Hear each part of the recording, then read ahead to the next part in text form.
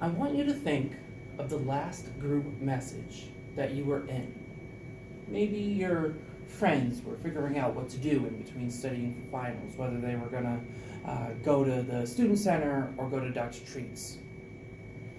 Maybe it was your family telling you what you were going to do for between Thanksgiving and Christmas, when you're coming home, when your finals are done, when you're traveling. And now, I want you to think of the last group message that you were not in. Maybe your parents didn't tell you that Uncle Jimmy was coming over and you're not the greatest fan of Uncle Jimmy. Maybe your friends, or people you thought were your friends, did not invite you to dinner. See, we as a society, as humans, as people, thrive on communication. We love these little tidbits of information that we get every single day. And most of the time, it's right in the palm of our hands, right in our pockets. Through our cell phones, on our laptops. They are right there. We love those. And this doesn't just apply to friends. It also applies to work. Think of the last issue at work where maybe if Brenda from accounting had been on that email, you could have gotten the check just a tiny bit sooner and you don't have to deal with an annoyed client now.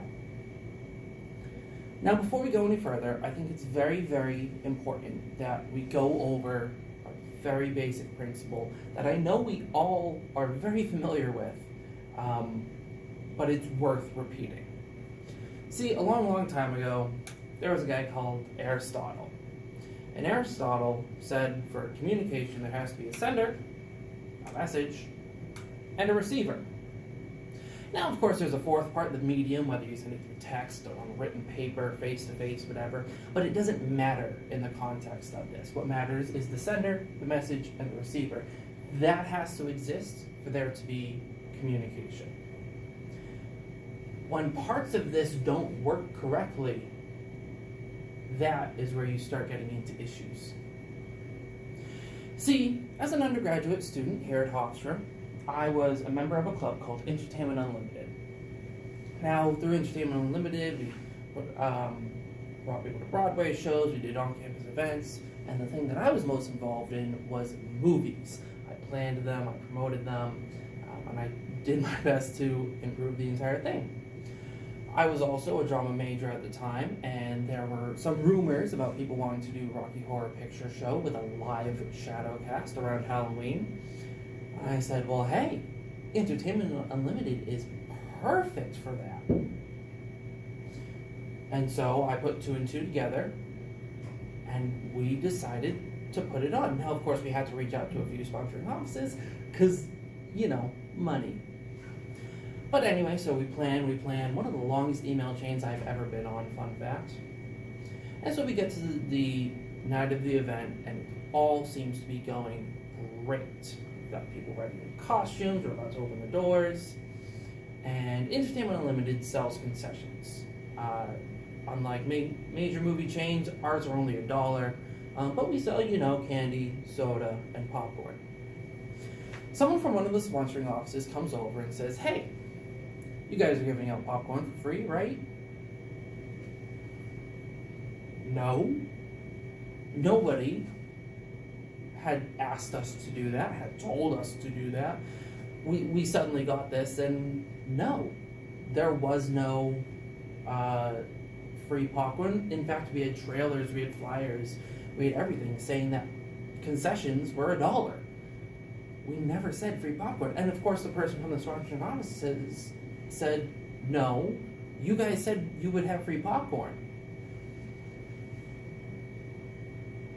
The event went on, and of course, 9 a.m. the next morning, I get an email from our club advisor asking me to come in for a meeting.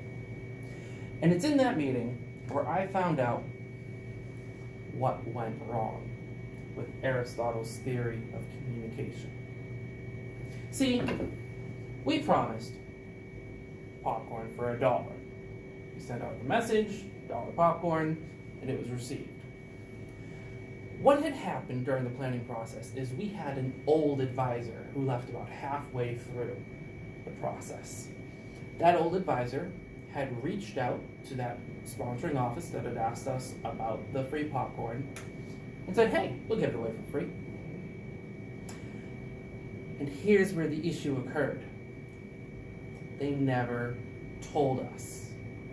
They didn't tell me, they didn't tell Entertainment Unlimited, they didn't tell anyone involved in Rocky Horror, nothing. Now, of course, this made us look bad, made us look like we were crazy and just power hungry. It made me look bad personally, and it just wasn't good. It damaged reputations, and it created a very awkward situation. And think about it. When you see your friends going out and you see them having fun at Chili's and you're sitting there and you're wondering, why wasn't I invited? That's awkward. No one wants to be in an awkward situation. Now, this isn't just about friends or about clubs that you're involved in, but it's also about work. For work currently, I'm the graduate assistant for communications within the Division of Student Affairs. And as the graduate assistant for communications, I know that we have a whole lot of different ways that we can reach out. The first is student affairs email.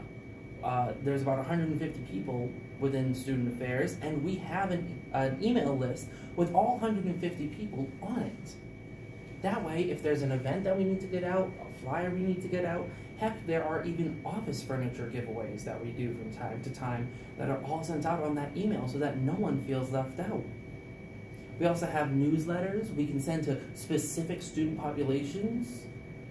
We have a commuting newsletter, fraternity sorority life newsletter, international student newsletters, and a few others. But this way, you can't come to us and say, I didn't know about this. Well, you did because it was in the newsletter. And then finally, I think our biggest tool, especially in today's day and age, is the social media accounts that we have. We have the main Hofstra University one, and we also have the Hofstra Student Life account. Both of these push out information, especially when it's crucial information, such as school closings due to inclement weather.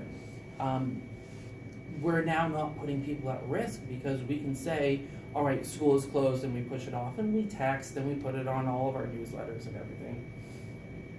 But we don't, we avoid these awkward conversations, these awkward moments of someone driving to school and saying, what the heck, I did not know about this. Now, the last thing that I want to talk about is something kind of relating to social media, and we'll touch a bit more, but it's group thinking. To illustrate this, let's say you've got a potato. I don't know, you found it on the ground. You go to your friend and say, hey, I've got a potato. What should I do with it? Your friend looks at you and they say, bake it. Okay, cool. So you had a problem, potato. You sent out a message to your friend saying, what should I do with it? And then you came back with, bake it. All right, cool. So your problem is over. But what if you could reach out to more people? More minds, more results. Let's again take that potato, and instead of just asking your one friend, or your 5 or your 10 friends, let's send it out to the entire Division of Student Affairs, the 150 email list that I just mentioned. This time, instead of getting baked potato, you also have mashed potato, French fries, twice baked potato, a whole host of other possibilities just from one potato. And you see, that's group thinking. 2 brains are better than 1.